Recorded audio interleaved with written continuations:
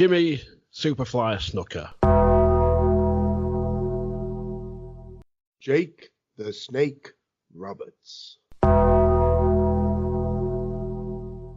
Giant Gonzalez.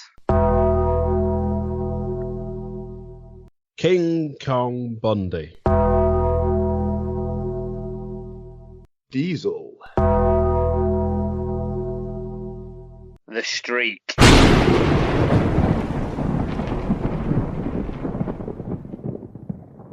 Greetings, grapple fans, and welcome. It's March 2019. This is the lost art of wrestling. We think, hopefully. It is. I was waiting for Bunkle to chime with his usual kayfabe. Oh, Which, the first time he hasn't done it, I'm quite amazed. Well, you know, it's a landmark episode, and I felt as though I should, you know, be a bit more professional, at least for these first moments. And you never told me that beforehand. I never told you what. That you weren't planning to say kayfabe. Well, you know, I got to keep you on your toes. Oh, such a dick. yeah, man. See what has kept us on our toes is tech. Yeah, tech can lick my balls. Yeah, I mean, you've had problems, I've had problems, Buckle has problems. So, Cheers. Bunkle's had child and phlegm problems. Yeah, that's true. every headset I've tried to use today hasn't decided it didn't want to work. So, I am currently on the end of a phone. So, all fun and joy. Well, hey. Yeah. And this is, of course, our annual tradition where we pick we do cover a wrestling topic, shall we say? Mm-hmm. There's a topic in it, really? We'll go for topic. Yeah, I'd say it's a huge topic. Yeah, it's Yeah. like, yeah, it's like a wrestling moments. Hmm. Well, last year we covered WrestleMania 17, 18, 30, and WrestleMania 9. Aye, lovely. And this year we're covering one of the most well-known WrestleMania moments in history, The Streak. So, first of all, lads, what do you really... I'm guessing you probably didn't watch any of The Streak before the network came about, did you really? But it's always something you've known of.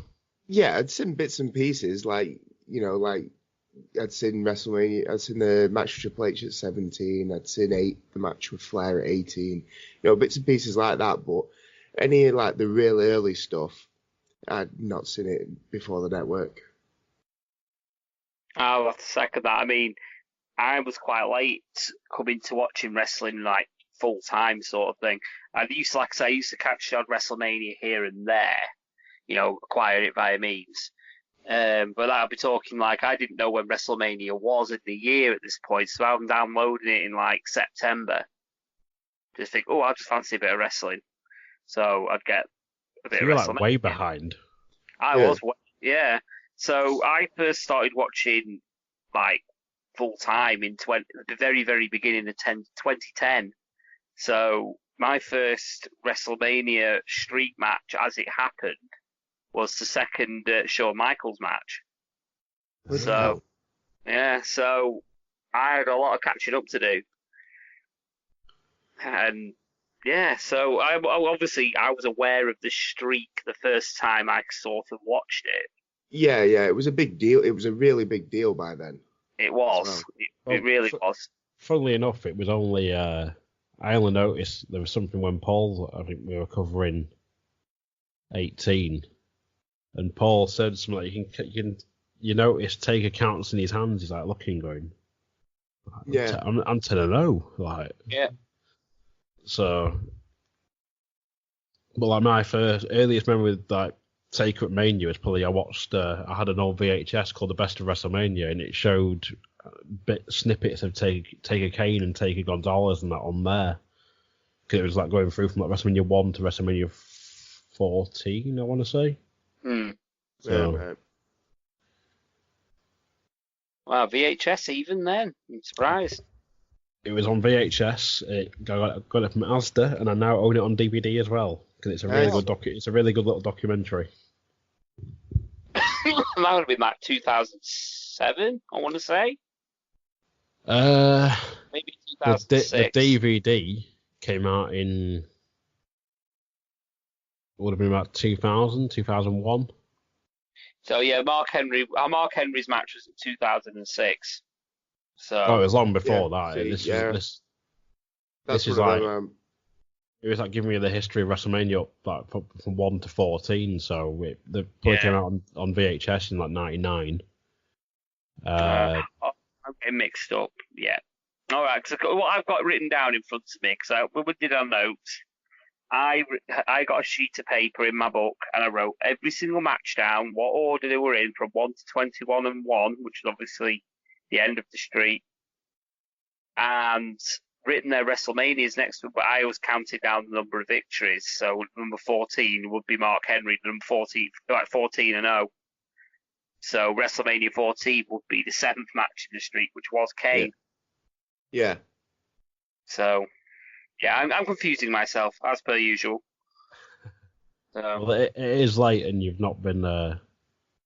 yeah, I've been awake for a while. You've been up since 5, so... yeah, I've been up since 5 a.m. this morning on and off, and it is now currently, just gone 11 at night. We're recording this, so safe to say, lagging just a little bit. I'm more like the Churchill pudding dog at this moment in time. Well, luckily, this event only covers, we're only covering the first 5 matches per this episode, and luckily they're all short matches. Yeah. And as we will find out, it's probably merciful that they are quite short. There's no probably about it. There is no probably about it. It is Jesus Christ. Absolutely. So we may as well jump into our first match. Absolutely. Taking you all the way back to March 24th, 1991 at WrestleMania 7. I'm glad you wrote the dates down, because I didn't. No, I didn't. Every good historian knows his dates. Well, I've written the WrestleMania where it was at, so yeah, I've got WrestleMania 7 that he was at. We've got Undertaker versus Jimmy Superfly Snuka. Yeah. It's the 6th match in a 14-match card. Jesus. The entire event ran at around 3.5 hours, and this is with a couple of squash matches and a couple of other matches running under 5 minutes, including this one. Indeed, he only went 4.5 minutes roughly. 4:20, I believe. Yeah. And that's 4 minutes and 20 seconds of the hardest wrestling I've ever had to sit through. Some of, yeah. Well, yeah. Spoiler alert. WrestleMania 9. We'll get there. We'll get there, yeah. So yeah, either of you aware of the build-up to this match? No. No, because there was no promo package. There was no promo package. What we got was there was a promo package for something to do with one of the matches that had just been, and then Superfly. There was no real promo package or anything, unfortunately, for this event because it was an older one. Yeah. But we did have, from my research that I've deducted, we had it was a case of Taker was beating jobbers and established stars, which Jimmy Snuka apparently didn't like, which led to the feud, and that was it. Oh, okay. The thing is, though, it's a bit ironic because it smelled of a squash straight away because it had the usual thing. If you watch a Monday Night Raw, if you know for a fact there's going to be, here is local indie talent that's already in the ring with no introduction. Yeah. And that's what we got with Snuka. He had no intro. His music was playing and he was already in the ring. Yeah, and he looked roided up to hell. Yeah. Well, I did know. There's no wellness tests. Yeah, this is before the steroid scandal, isn't it? So. Yeah. Yeah. I did notice, as I noted, Snuka's in phenomenal shape because he's about 47 at this point. He's also in boots. Yes, he is in. Yeah. But he didn't look the best. Like I say, you could tell. I mean, Stevie Wonder could see it was going to be a squash. Yeah. But then it sort of we cut to Taker coming out with Paul Bearer in the urn, and then it cuts to a few shots of like scared looking kids. Yeah, camera was focusing on them scared kids. One bit in particular, there was the same one. You see, I thought one of them looked bored and not scared. Probably a bit maybe of maybe it was just me because he must be sat there thinking, okay, what's this bum doing in the ring? And oh wait, here comes a guy with a really slow entrance. Yeah. I can say Paul Bearer, Paul Bearer, who was coming out to the ring, he could win a gurning competition. Oh yeah, definitely. He was like, gurning away. Taker was coming down to the ring. I think this is before he realised how to do facial expressions properly, because he just like a kid that was sulking. Yeah. you can tell it's at the beginning of the Undertaker basically. Yeah. It's what you got to remember is the Undertaker's character. What was it from Survivor Series till WrestleMania? That's 4 months. So Undertaker, yeah, about 4 months to build. Yeah. So you can't expect it to be polished at this moment in time. No, it's true. Yeah, but he was more. I think at this point, it was more like he was like a zombie at this point character. Especially he was supposed to be undead. Yeah, well, the way he moved around, like for example, I put, like I say in my notes, the way he was moving around the ring in character, he was walking really, really stiffly and really, really slowly. Mm. And obviously, he had the moments then in the match where he burst into life, like for example, the flying clotheslines that he became trademark of Taker. Well, yeah, excuse me, as I sort of noticed, he dominates the start, showing his quite a bit of agility, like with the clothesline and stuff. Mm-hmm. Not really letting Snuka get much offense in until Snuka goes to like land a crossbody. Absolutely, yeah. It was basically just all Taker for about 95% of this match. Yeah, to be fair, I've not really made that many notes on what happened during the match because it just seemed to me, it seemed, like you say, they were obviously trying to put Taker over. Yeah, and it just can't. I think Snuka did him a bit of a disservice in that he seemed to no-sell a lot to me. Yeah. And it seemed like a very standard fare, really. Not something that I'd expect out of a WrestleMania match anyway, but I suppose it fits in with back in the day type. Yeah, it was a bit of a space filler for the time. Well, not that you had much space to fill with the running time of the pay-per-view and the amount of matches you had on the card. But that's pretty much what it was. But it also, like you say, it's helped build the dominance of what the Undertaker was to become. Yeah. It showed that he was borderline indestructible at that point in gimmick. Mm. He's undead, he can't feel pain, because the Undertaker was basically no-selling himself. And, when the Snuka was piling on the feds at points, like Taker just moves out the way and just like swats him away. So the whole match was basically built around, that the Undertaker could take on someone like Jimmy Superfly Snuka, who's an ex-champ. Was he a champion? No. It was main event, though. He was definitely main event. He was main event with Don Morocco in the Garden. That's where he did the whole the splash off the cage and things like that. But I'm pretty sure he never actually held a title. Yeah, well, he was a main event. He was main event talent anyway. So he was capable of taking on Jimmy Snuka and basically just kicking 7 shades of shit out of him effortlessly. Yeah. So, well, as I noticed, sort of towards the end of the match, it's like he goes, Snuka goes for a springboard crossbody. Yeah. So he catches him, drops him with a sick-looking tombstone where it looks like he actually lands on the back of the top of his head. Yeah. And gets the 3 in 4 minutes and 20. Yeah, and it was predictable as fucking shit. Because the way the match was like presented, because you had your guy that was going to eat the pin, come out to no entrance, no reaction, and then you had Taker come out, and the place did explode. There was a decent-ish pop for him. Yeah. I see. Well, maybe it's just me. I don't think I noticed that, but obviously there was a bit of reaction from like the kids and whatnot, but I wouldn't have said that. The place exploded, so to speak. But there was a decent. I thought there was a bit of noise there. There was a bit of noise, but I think there was more building towards the fact that he was, he was supposed to be this scary bogey character, which is why they were focusing on the little kids and things like that. So. Yeah, I put him, like I say, it ended, to sum it up, it was a squash match, predictable looking at the build, springboard to greater things, pardon the pun. Yeah.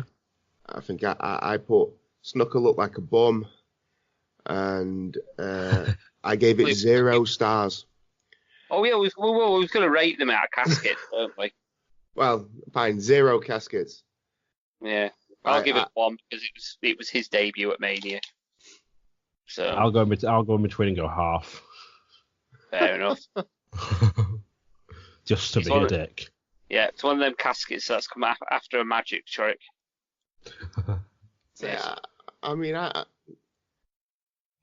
just it wasn't a WrestleMania match, but then again, WrestleMania's developed into something completely different now to what it was then. So absolutely. Yeah, exactly. Yeah. Back then, it was all about the stars who they could attract, and that's who you tune in to see. It's like, why the fuck is Cyndi Lauper there? Yeah. Or whoever it is. But now it's like, we got who was it? Who was another one that they had back in the day? Muhammad Ali. But now it's like, a celebrity. Why would you have a celebrity at WrestleMania? Oh, and when they do, they're always awful. Exactly. Or you've never heard of them. Yeah. Snooki. Not even that. It was Snooki was awful. I knew who she was though. It's like Maria Menounos. Who? Yeah. Or the ones they had doing the national anthem. I think it was last year. Like, who the fuck are these two? Like, never heard of them. Yeah. Who was it that did the concert and got booed? Was it Machine Gun Kelly? Yeah, but he's fucking dog trash. Yeah. So. For that. So yeah, that was the 1-0. So moving on next, we're going forward a year to the 5th of April 1992 at Wrestlemania 8. It's Undertaker versus Jake the Snake Roberts. It's the second match of a 9-match card, this time only running just under 3 hours total. So he was not far off curtain jerking for the second WrestleMania. No. Yeah. To be fair, one thing I did like is this time we did get a bit of like a promo package, which I quite liked, and I thought Jake's promo was good as well. Which Jake's always been a good promo though. Yeah, well he has. Yeah, I mean, don't get me wrong. I'm not. He has always been a good promo, but I thought, doing a little promo with him before the match made the match feel more important. Yeah, it wasn't just a throwaway match. Yeah. It was something behind it. I thought his promo was quite nice, and it built up the the DDT, and to be fair, it made it feel like a bigger move than obviously nowadays it is. This is it. We had this conversation, didn't we? I think on the last show, where we were talking about obviously what have people got to do to kill each other? What have people got to do to finish a move? Yeah. Finishing moves, like you've got to pretty much just kill each other now to, you pull a fucking gun out and shoot them in the head. That's what it's going to be like in a few years' time. But what you got to remember is, like in 1990, a DDT was a finishing move. Yeah. A suplex was a finishing move. Yeah. That's it. It was to a degree, I'd almost say it was more believable back then. Exactly. I mean, nowadays, a Phoenix Splash a few years ago would have been finished anyone off. Now it's part of somebody's repertoire. Yeah, exactly. So, back in the day when the DDT was a believable move that you thought, well, someone who could execute, you could do it yourself if you watched it. But obviously, someone with decent training obviously can hit it effectively. It's sort of like, for example, karate. You can see someone doing a karate kick, And you think to yourself, oh, I could do that. But only with training can you do it effectively. Yeah, I know what you're saying. But with like someone's like, oh, a Phoenix Splash, like, oh, I can't do that.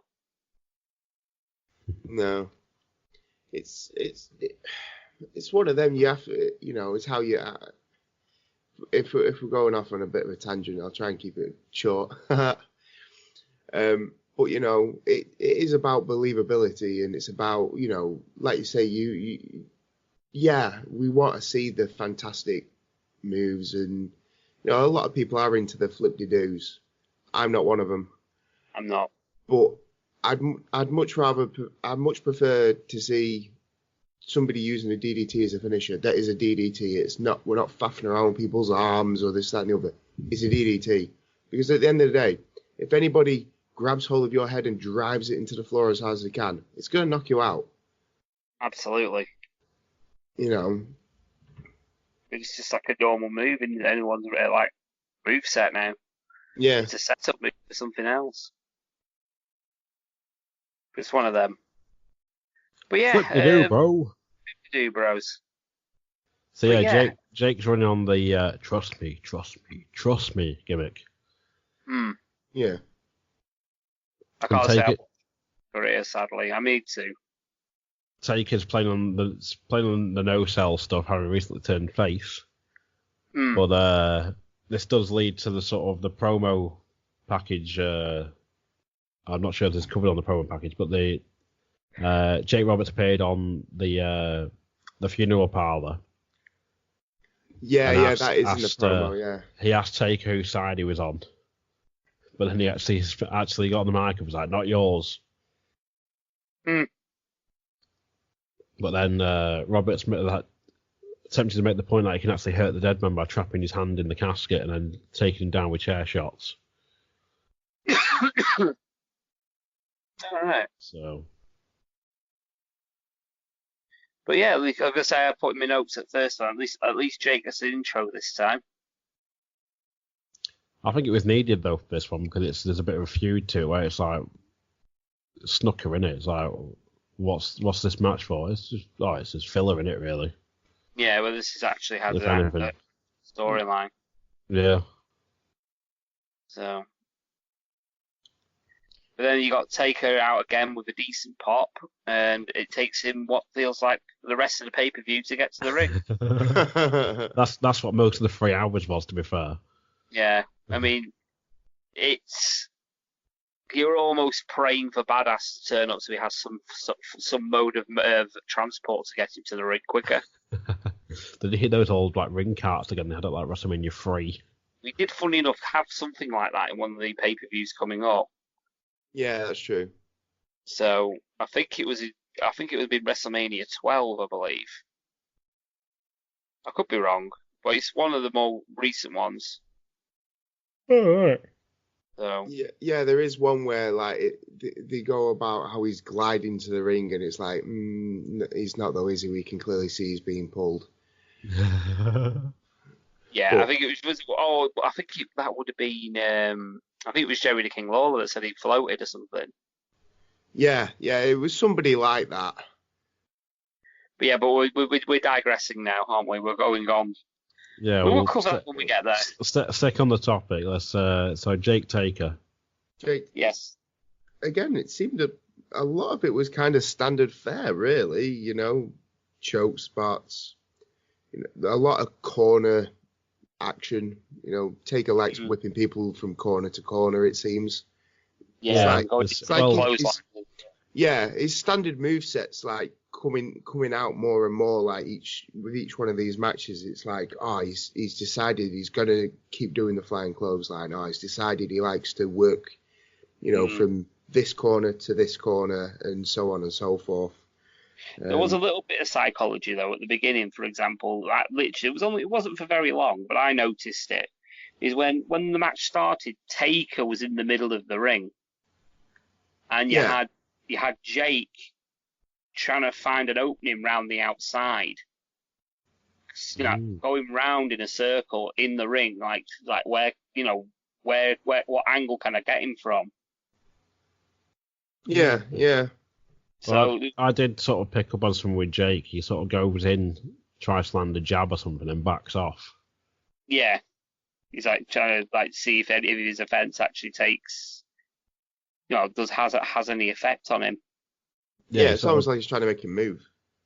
There's that as well. Yeah, he plays a bit of stick and move, as I noted, but then he sort of Taker goes over the top and does the whole goes over the top and then lands on his feet.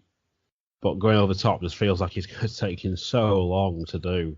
It's all almost like a slow motion, like, oh, I'm falling backwards. Oh, look, I'm on my feet. Mm-hmm. All right. Yeah.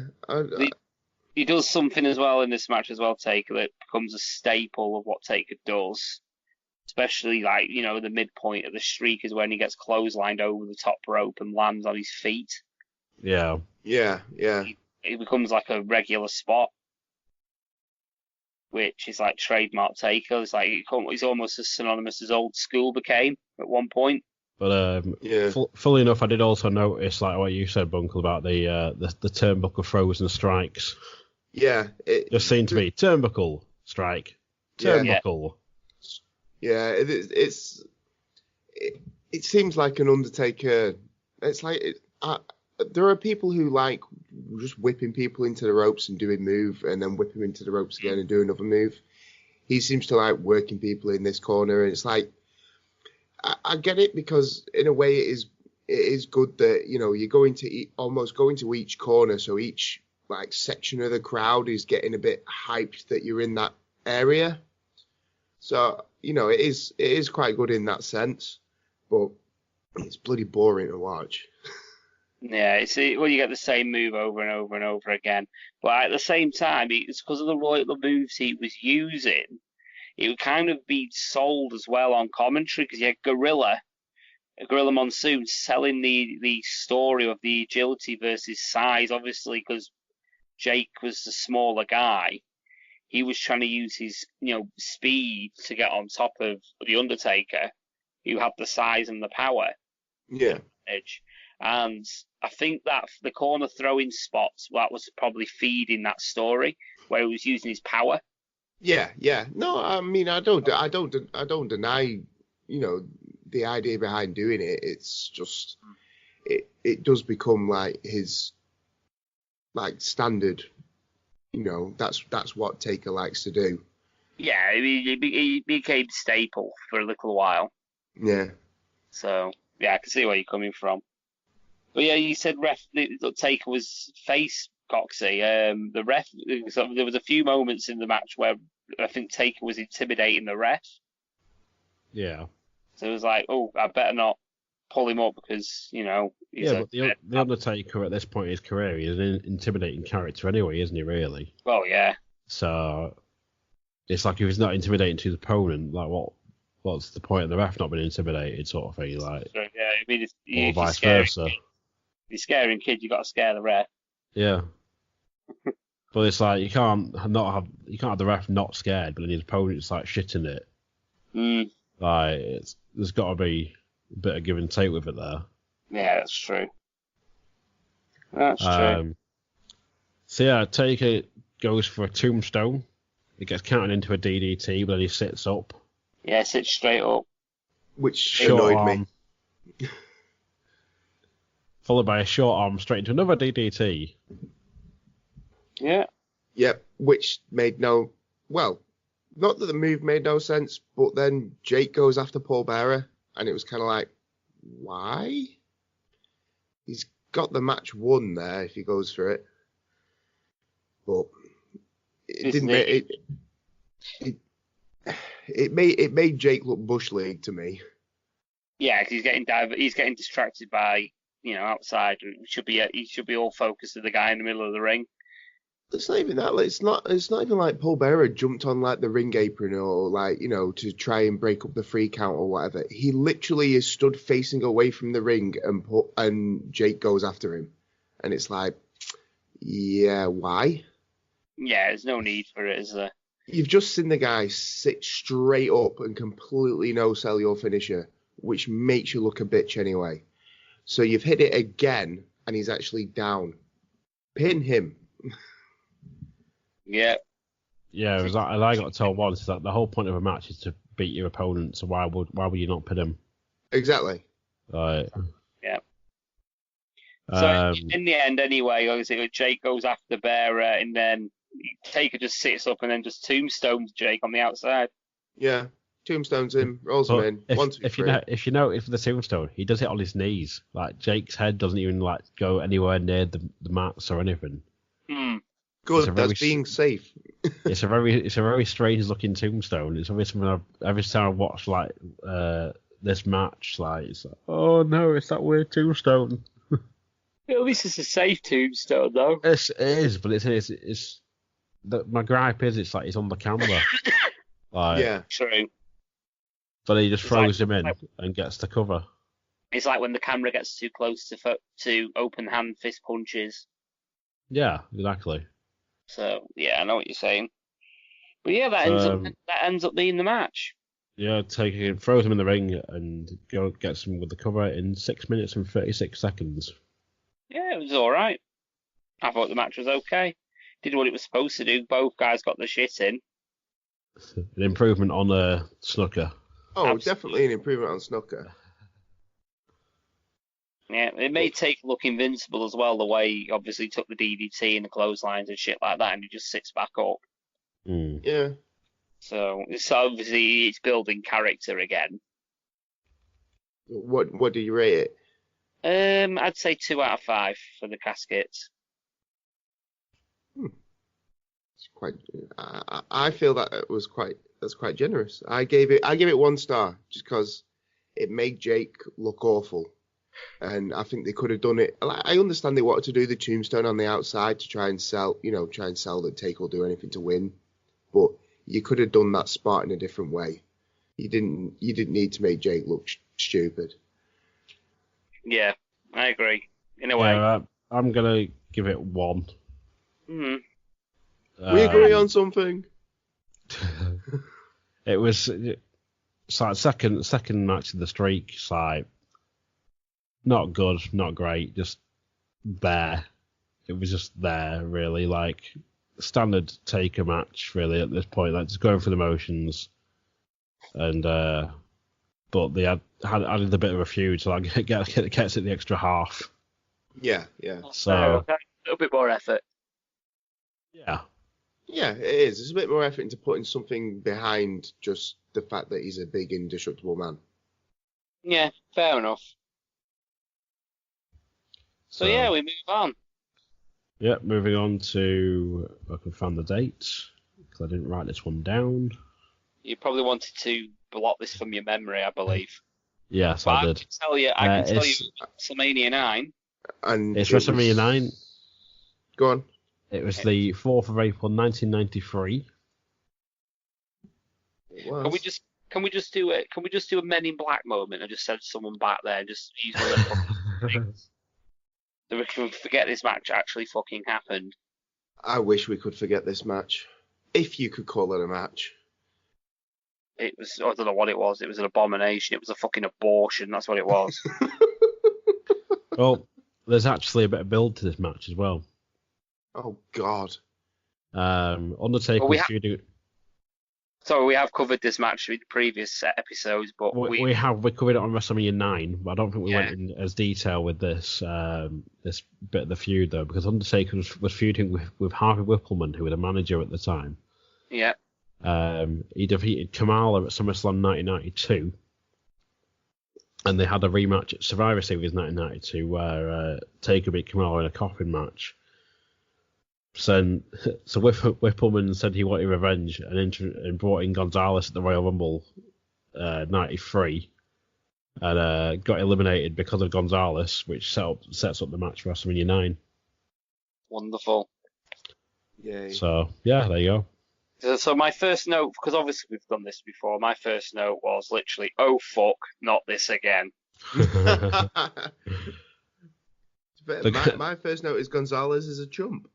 Because he is a chump. Yeah, he is. I'll go full disclosure. I think that's my new catchphrase. probably the only plus I put in this match is probably it's the first time that Jim Ross commentates on a street match. Yeah, that's true. Yeah. And also there Right. was another first as well. It was Taker out on a chariot, which for me is the first, in air quotations, special entrance that Taker gets at WrestleMania. Yeah. Yeah. Not his normal entrance.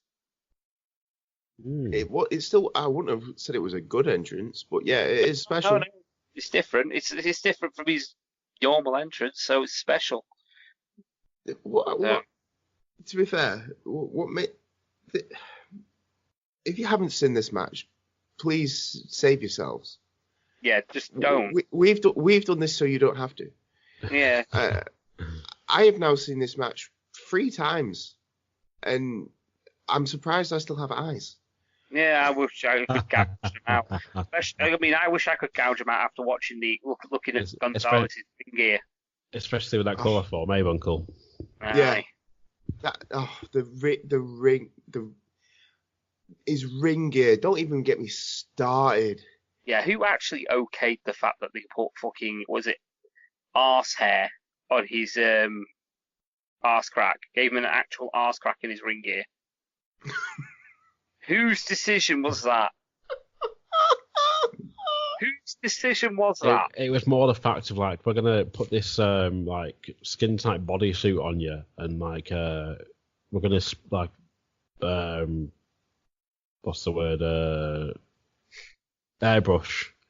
Yes. We'll do like almost like a corpse onto it of sorts, because that's where your career's gonna go. Fucking down.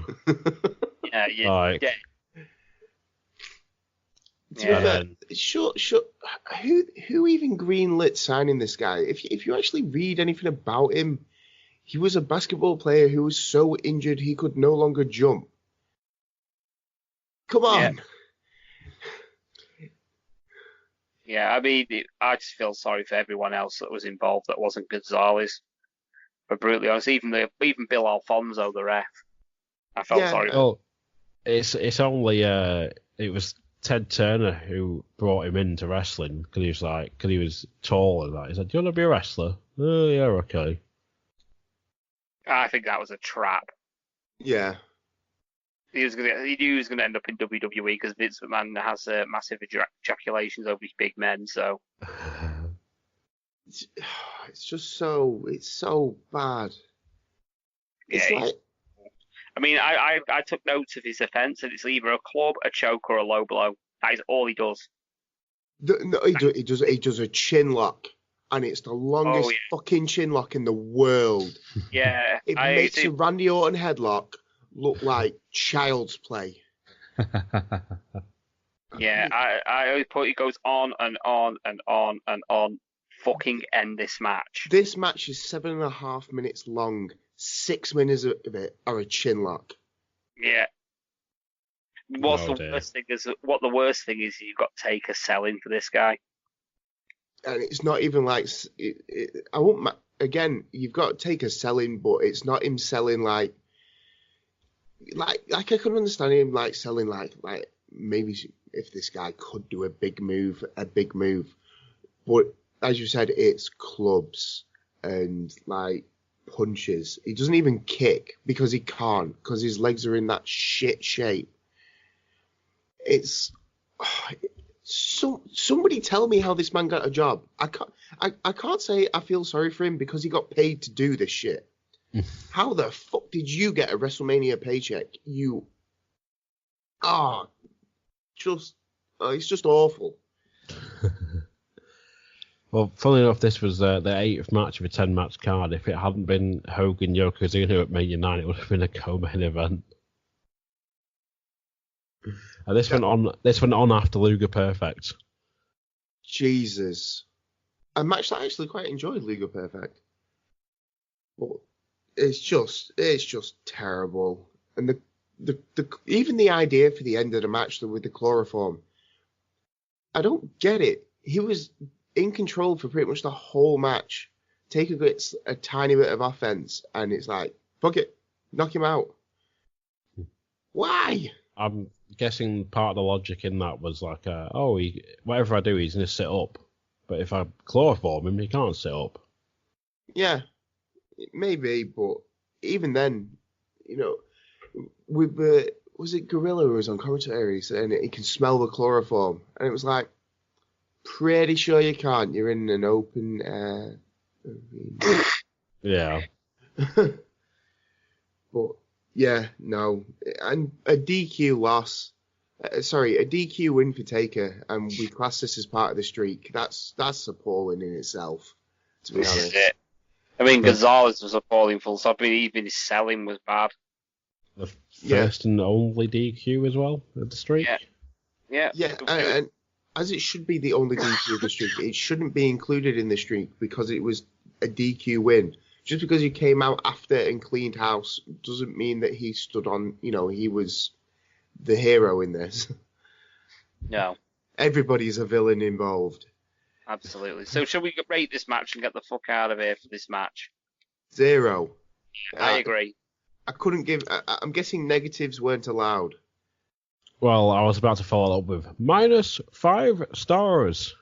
Yeah. If I'm allowed to give it a negative, I'm giving it a negative. Yeah, go for it. Okay, negative all the caskets. You ain't got no caskets, they're back being trees. Yeah. Oh, dear. Yeah, so fuck that match. Definitely fuck that match. Yeah, so Taker got the win in 7 minutes and 33 seconds, which felt a lot longer. Yeah, it did feel a bit longer than that. And moving on next, we have King Kong Bundy versus The Undertaker at WrestleMania 11. Yeah, because he missed WrestleMania 10 due to an injury. He did. This is the 2nd of April 1995. Yeah. And first thing to note, Ted DiBiase has stolen the urn. He has.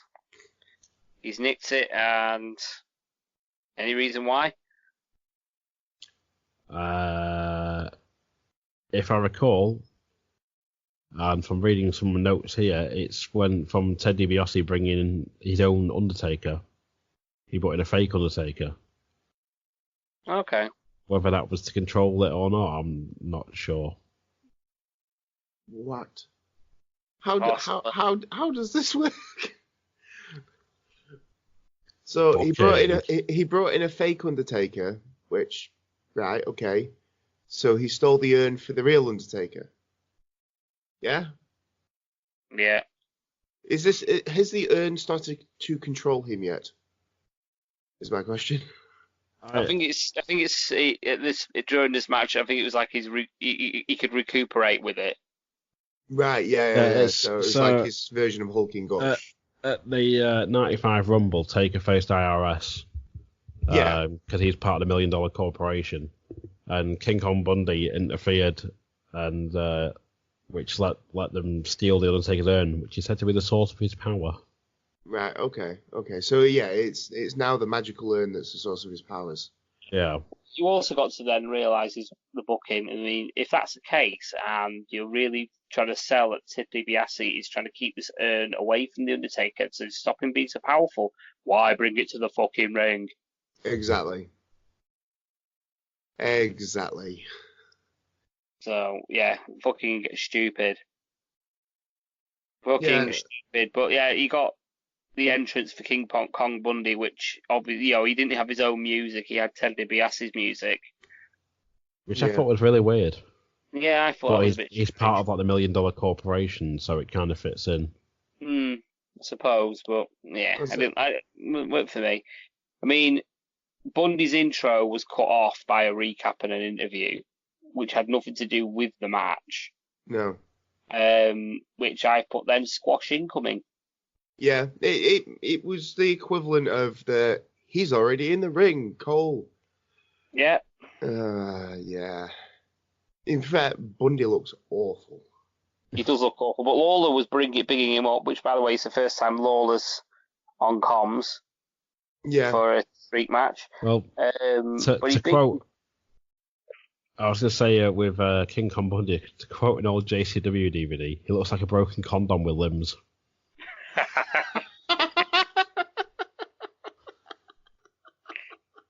He's not wrong. No, he's not. He really does. Another tidbit for this match as well. The special guest referee was Larry Young, the American League umpire. Why? Yeah, why?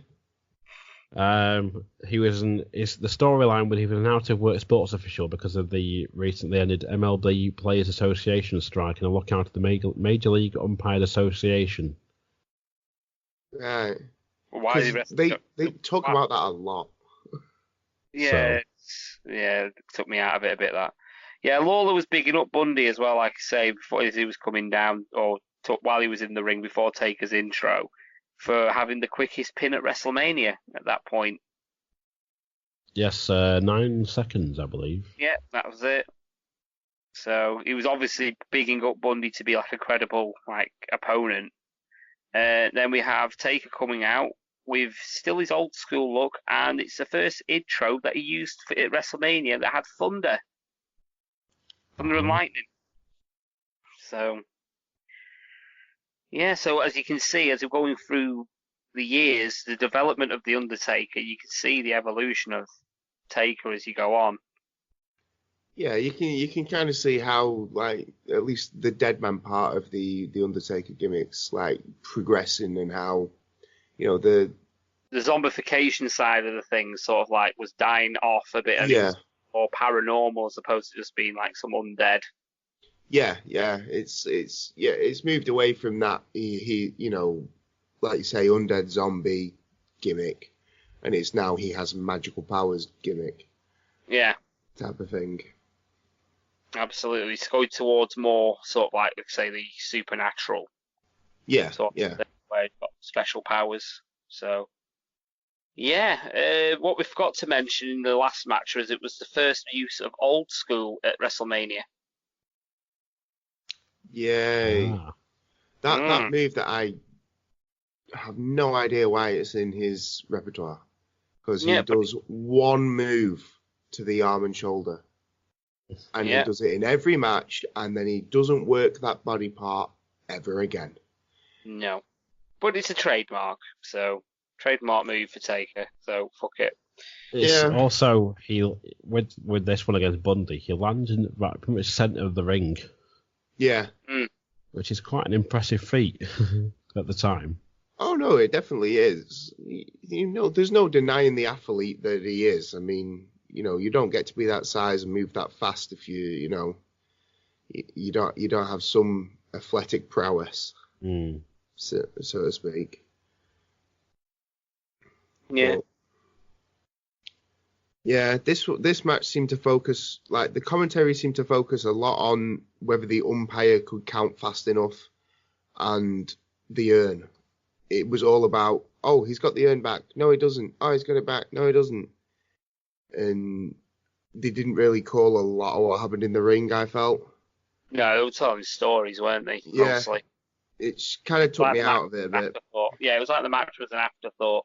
And then you had bits of it where, for example, when Karma comes out and takes the urn and runs off with it, talks about melting it and turning it into a chain. Oh, God, I remember that. It was that was just weird. It was just a totally weird moment. It was like, wait, what? So you're a common thief? how is this putting this character over? Yeah. Vince McMahon's about quick, send a coloured man out to steal the urn. It's like, Vince, that's racist. I don't care. Just send somebody now. Godfather's walking past oh, I'll go do that. Why not? WrestleMania moment, baby. Woo! He just gave me the image Vince sat there in a chair, his headphone just snapping his fingers, going, "You there, boy, go!" But you call him boy. So he's find me the first athletic man you see and send him out there to steal.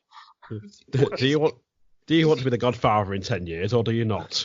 Exactly. Is it just me who immediately thought that's exactly what Vince has done? That is exactly what has happened. It's this was the age of stereotypes, though, wasn't it? So let's be honest. Well, yeah, I completely agree that it is. And I suppose you can't judge it from today's standards, but it was just a bit like, wait, what? Why is he? What? He's a thief. Yeah, I mean, there's nothing more to it. It's like, you thief boy, steal that. To be fair, though, as well, they did have a character called the Repo Man, and he was white, so. Yeah. Vinnie Max probably sat there in the back going, you there, Shango. He's like, I don't do that gimmick anymore, Vince. He's like, well, Shango, go to the ring, get the urn. So, thieve it. Papa Shango would have made more sense, because at least he might want to be using the power from the urn and harness it. Using it for his voodoo. Yeah, exactly. Whereas now it's just random man, steal that and tell us how you want to make a massive chain out of it. Yes, he wants to steal it to go to cash converters. That is what he's going to do. See, that could have been a decent storyline for Mania. What? The Godfather goes to cash converters. No, like Shango using the urn. It could have done. It would have been a better storyline and match than this. Absolutely. Yeah, that would work. Yeah. Yeah, that would work. The actual match, not a lot happens. No. Taker no-sells a lot. Bundy no-sells a bit. Yeah. That was pretty much. I mean, they had a scoop slam from Taker that goes into a flying clothesline for the 3 count because clearly Taker couldn't get him up for a tombstone. Yeah, that was weird. That was. Yeah. I don't mind, but he does that, and then Bundy pretty much rolls out the ring straight away as well. It was and walks off. It was kind of like, right, okay then. Yeah, you Taker. Yeah, could have done anything, but we settled on a clothesline. I mean, could he not have done a DDT? Well, bearing in mind that he'd feuded with Jake. He did. He was capable of doing a running DDT, wasn't he? So why couldn't he have done that? Yeah, exactly. So something like that. Something a bit more than the flying clothesline that we have already seen in what? I mean, we're just watching these street matches. We've already seen it in 2 of the 4. Or do a flowing clothesline off the top. Yeah. I mean, it's just a bit more impressive. You say the sequence, he'd just done a scoop slam. Yeah. So what he could have done is he could have climbed the top rope, wait for him to get to his feet. He waddles over to just about in range to do the flying clothesline off the top. Does that, then you take your pin. Then it looks like a bigger move than it actually is. No, really, it's the same move. Yeah. Yeah. I'll give it so it just gives it a bit more of a spectacle. It's like, oh god, he actually done it off the top. This could finish the match. Yeah. Whereas a flying clothesline in the last 3 matches was just part of his fucking repertoire. Yeah. That's it. It was like, and he pulls out the standard move that he always pulls out at this moment, and wait, it's a 3? Yeah. What? It's like, it was almost like, yeah, so they could go, the ref screwed up. Bundy kicked out. It was like, well, he didn't though. Yeah. Not sure where we're going from here, to be honest. Just meh. Yeah, it was a meh. It was it was meh. Taker gets the win with a clothesline in 6 minutes and 36 seconds. So it was shorter than fucking Gonzalez, but it was a better match, even so. So it still gets 1 casket. Half a casket. Yeah, I'm going with half. Jeez, you guys are harsh. The problem is, if I give any of these like more than 2, it's gonna like completely shit on the others. Cause, like the later matches, I'm like, what is out of 5? This one gets 8. Yeah, true. Oh, I don't know. To be fair, even louder, Luger. Ow. I know I'm relatively harsh with like ratings that I give out, but I just feel as though, again, was this a WrestleMania match? Did it have a WrestleMania moment? No. No, it didn't. It had one that we kind of fought up. You know what I mean? The most entertaining thing about the match was, hey, look, the Godfather stole that. was Vince being racist? Do you know what I mean? Yeah. The most entertaining part of the match was someone that was not in the match. So Yeah. And the short answer to that is yes, he was. You there, boy. Shango. I'm not Shango anymore. Well, whatever you call, Godfather. Go out there and get that urn. Melt it down into a chain. We just booked a better match than this. yeah. Yeah. He's Papa Shango, and he steals the urn so he can use the power from it. That makes way more sense than anything we've seen so far. And that would set up SummerSlam as well. Yeah. Quite easily as well. Yeah. Vince, you know where we are. Give us a call. Give us an email. I'll come and I'll book your show. Bro. I swear to God. I swear to God.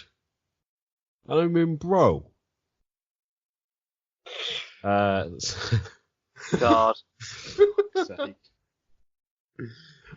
So yeah, moving on. We're going to jump forward to the 31st of March 1996, and it's WrestleMania 12. Yep, It's The Undertaker versus Diesel. Yeah, 5th in the streak. Yeah. Or is it? Well.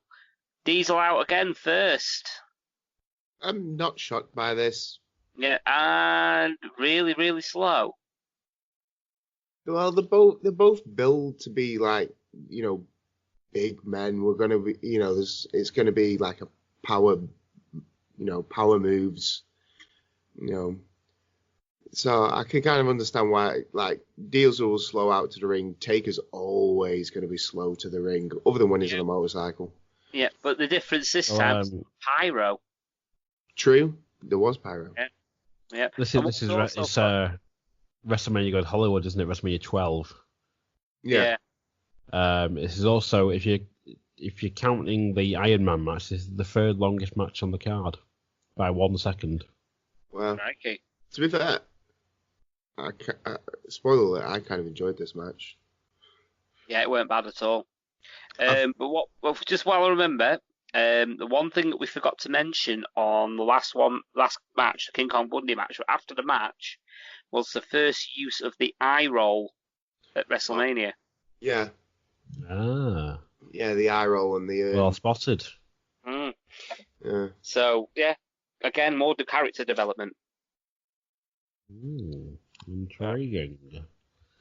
Yeah, so with this match, it's so Taker challenged Bret Hart at the Rumble '96. Diesel interfered, which led to Taker interfering in Diesel's match at In Your House Rage in the Cage, and the two would settle the feud here at WrestleMania, which was Taker's Diesel's final Mania before going to WCW the following month. Fair enough. The Diesel doing the right thing and dropping the belts. That's leading up towards the curtain call incident, isn't it? Yeah. The click. Right. So. Right. So yeah, this is also one. By the way, this is the first match against someone from the Click in the streak. Yeah, it is. And if you'll notice, there's a hell of a lot of people from the streak.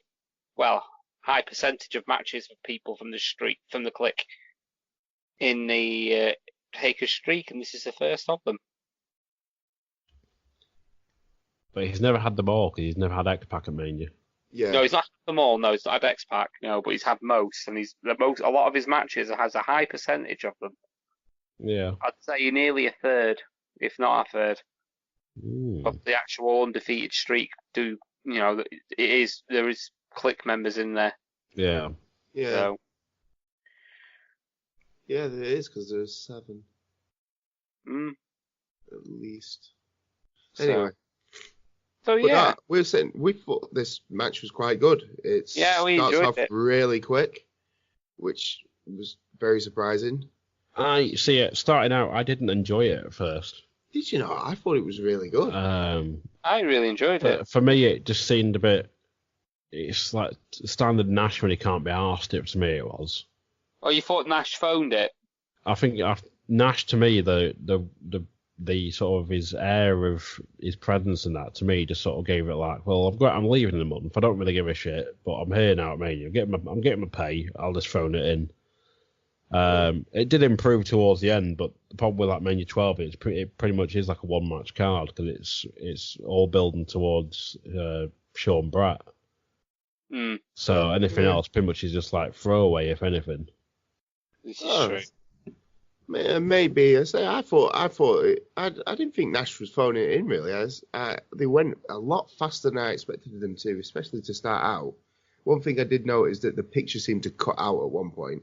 Yeah, I was going to ask about that. Yeah, I don't know if that's just the network. Because I watched on the network as well, so I've not watched the DVD variant yet to see if it's any different. Right. That could be an issue with the master copy or something. Maybe I'm not sure. Awesome. Yeah, it could be. I thought it was quite a good back and forth. It was very 50-50, wasn't it, for a good chunk match?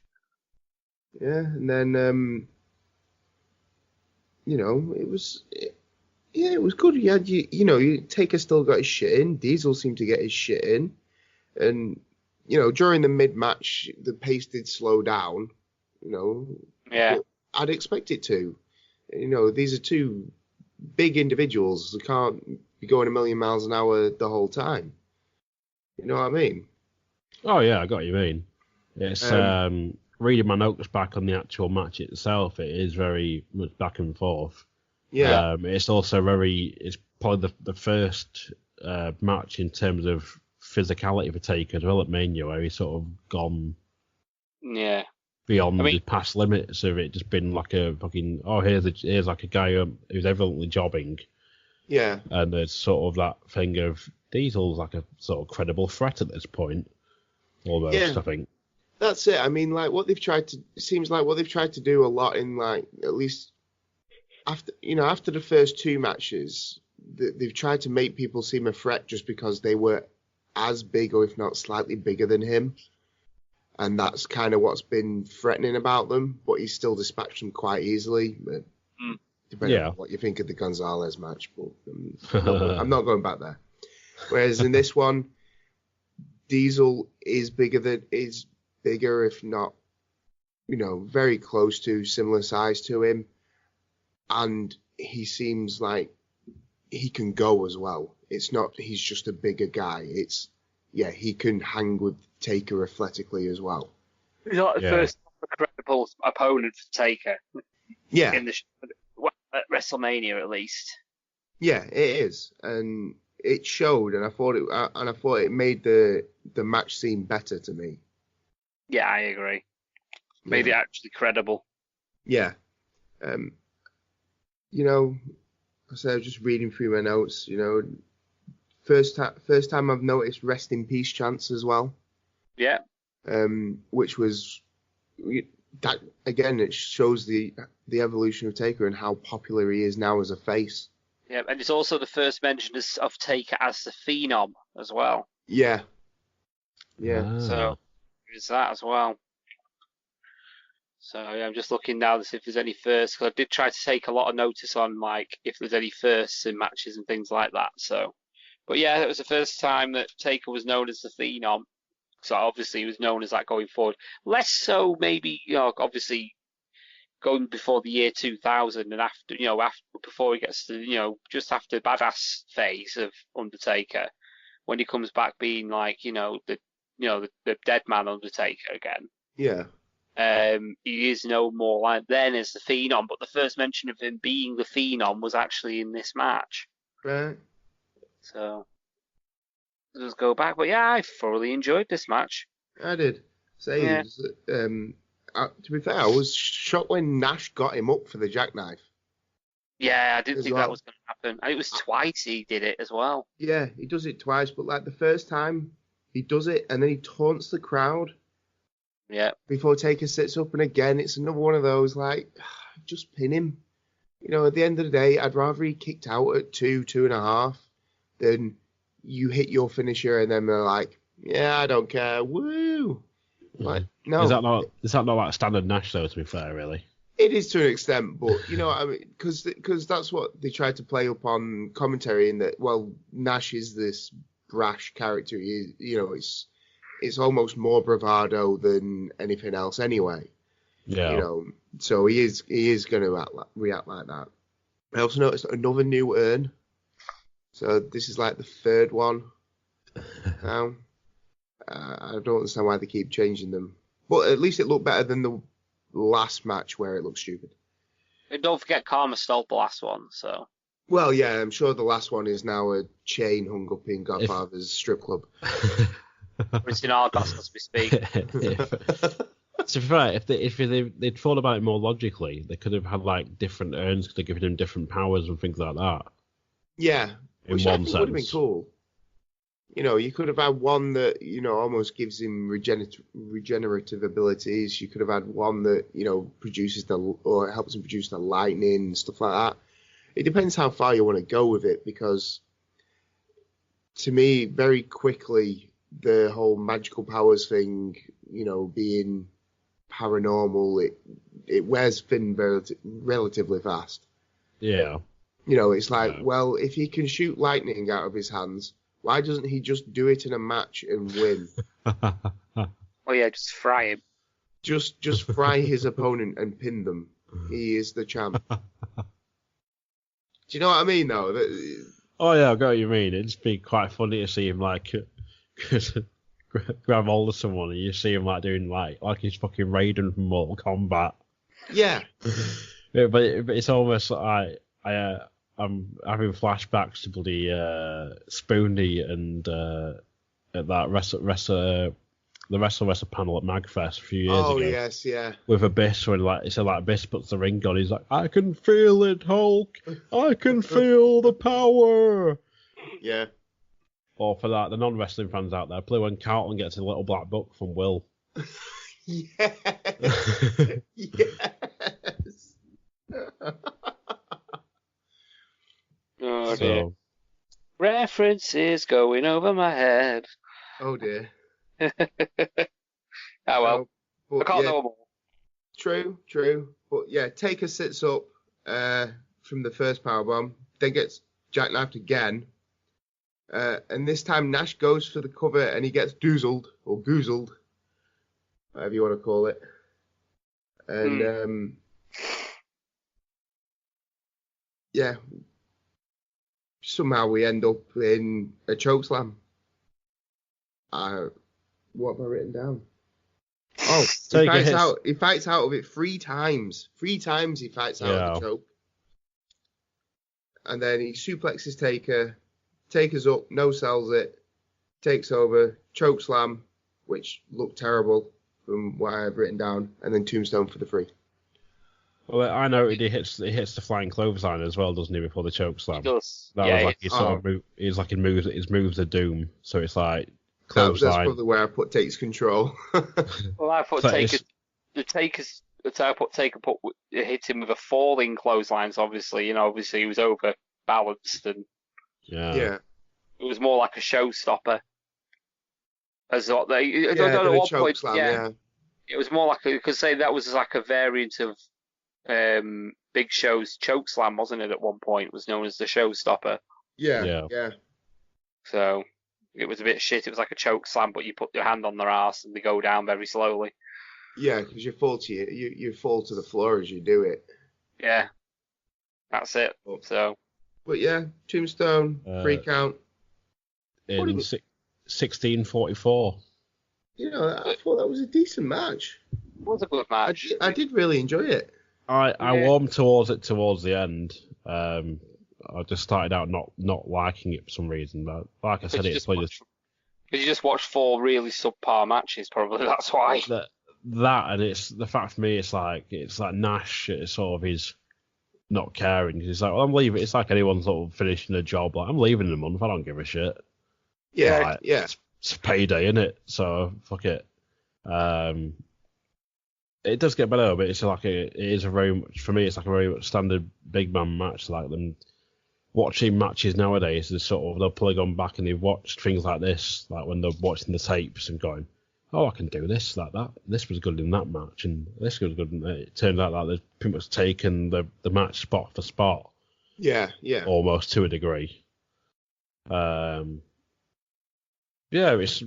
one of probably the best match of the 5 so far that we've seen. Easily. Easily. I'm gonna say I'll read what I've written down as like my summary. I've put, bearing in mind the state the WWE was in at the time, this was a fantastic match. Told a fantastic story, solidifying the fact that Diesel was one of the toughest opponents at Mania to date. Told in the ring and on commentary. Loved it. Best street match so far. Yeah, I completely agree with that. Yeah. So, get it watched. Yeah, I to be fair, I would actually recommend this match to people. Like I know Coxy says it's like a standard big man match nowadays, but I think if you went, you got to remember the context around it at the time. Yeah, well, exactly. What like I put in that the state of WWE at that time was fucking awful. Like things like Mabel as King of the Ring. Yeah. Well, yeah, like if you watched it back then, it's probably like it's probably one of the better big man matches. You had the likes of fucking King Kong Bundy, you had Sid, you had Gonzalez, you had fucking all these big guys, but then there's no one like Taker or Diesel at the time that were actually decent at what they could do for their size. Yeah. Like.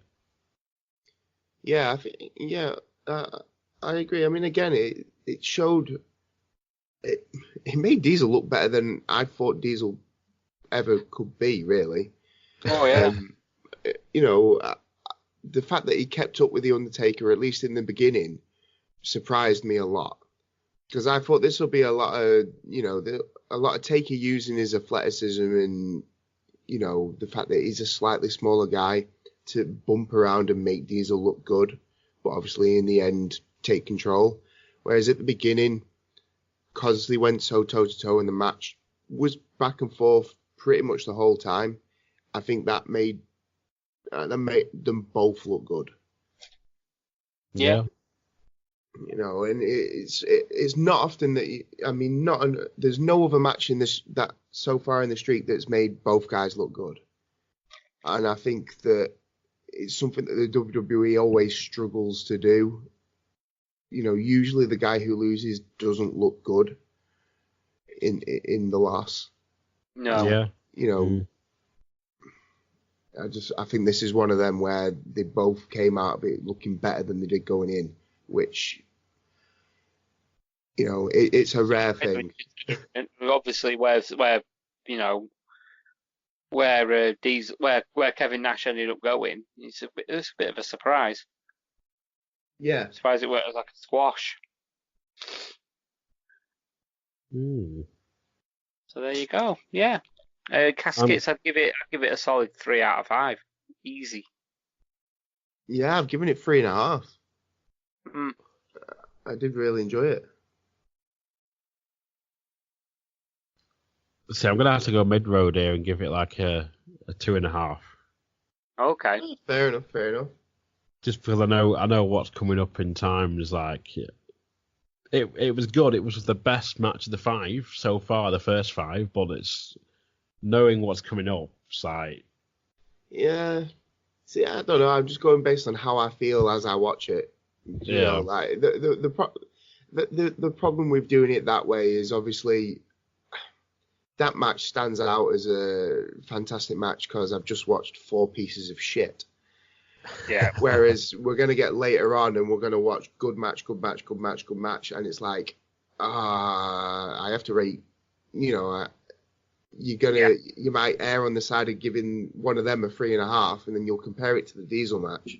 You'll be like, well, can I say they're on the same level? But, well, I mean, the point later on in the run that we're going to be doing, we're going to be saying things like we can only get so erect. Yeah, true. So, but like I say, at this moment in time, that was a masterpiece compared to what we've just been watching. Yeah, it really was. So it felt good that it's the first one where you can really say Taker was given proper time for a match as well, and it came out probably better than I could have expected. Yeah, and he wasn't really given many short matches after that. There was one or two, but other than that, all of them was over in or around quarter of an hour minimum. Yeah, but that's what you'd want from a pay-per-view match, really. You know, that's sat relatively high up the card as well. You don't want a 7-minute match ending in a DQ or 4 minutes against a fucking bum like Snuka. Yeah, unless it means something, which I will get into when we get to it about a certain match, where the match was not important. But we'll get on to that. So, but yeah, that's a good 2 episodes away. So. Yeah. So are we doing ratings for the first 5 matches of the streak, or because I've done it as I always do mathematically.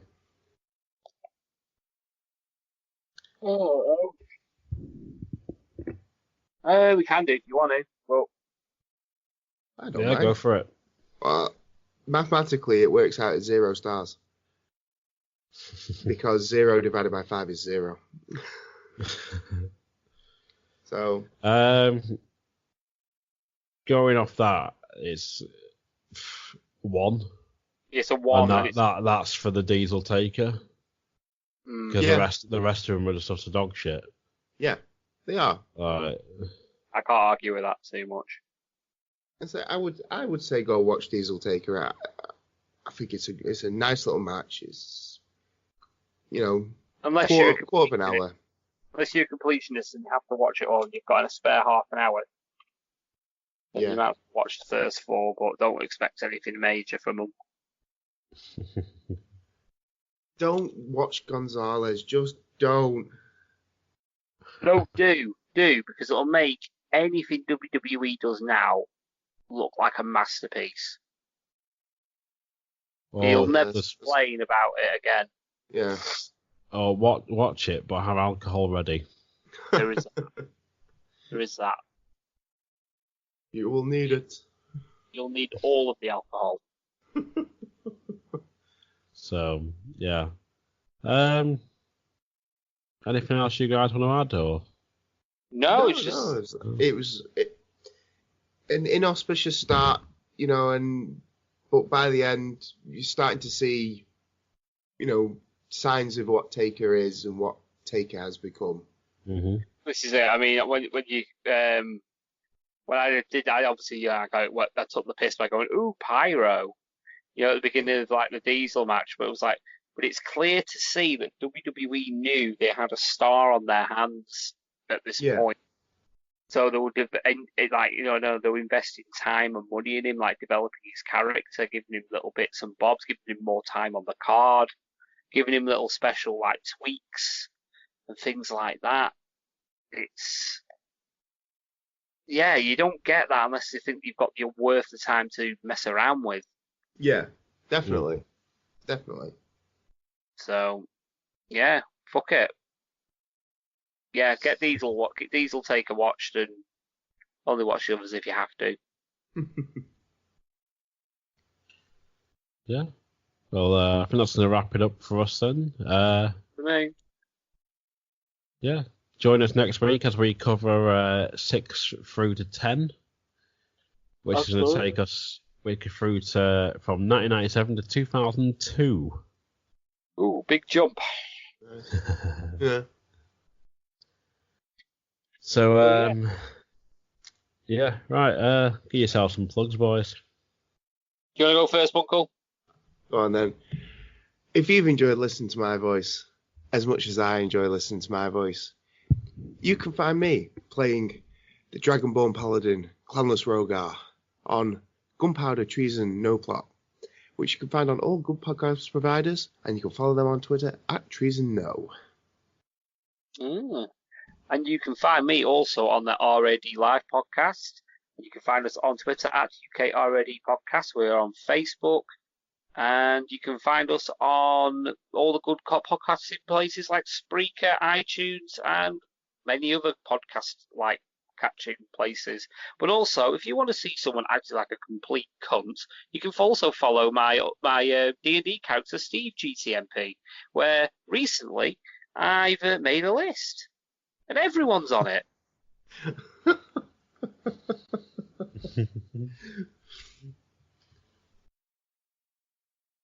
Including you, Bunkle. Sorry, Rogar. That's because I am a hero. I'm not the hero that this town needs, but I am the hero that you deserve. Must have been really bad in a past life. The problem is when Bunkle figures out how to like do Real American on a banjo, and starts like playing it everywhere, introducing himself as I am Rogar Paladin. That's in four. That's in four. That's in 4 level ups. I'm sure it is. Have to burn all of his spell slots for that. Probably. So so for the Lost Art of Wrestling, I've been Coxy. I've been Billy the Boy Bunkle. And I've been the Flaming Grill.